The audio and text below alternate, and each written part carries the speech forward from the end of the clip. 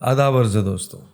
एक बार का जिक्र है कि लखनऊ के इलेक्शन में हकीम शमसुद्दीन खड़े हुए और पूरी लगन से अपने इलेक्शन की कैंपेनिंग कर रहे थे।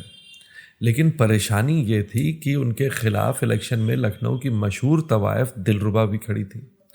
मुकाबला टक्कर का था और हकीम साहब को ये डर था कि कहीं वो इलेक्शन हार ना जाएं।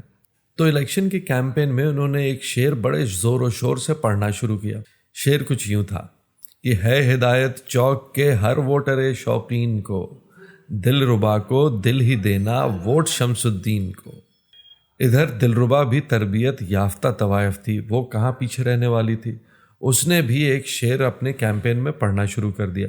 शेर कुछ यूं था, है हिदायत चौक के हर वोटर शौकीन को, दिलरुबा को वोट देना नब्ज शमसुद्दीन को।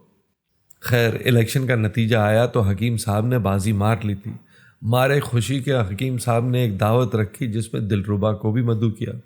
दिलरुबा आई और महफिल को मुखातिब करके कहती हैं कि इस इलेक्शन से एक बात तो साफ हो गई कि लखनऊ में आशिक कम है और बीमार ज़्यादा।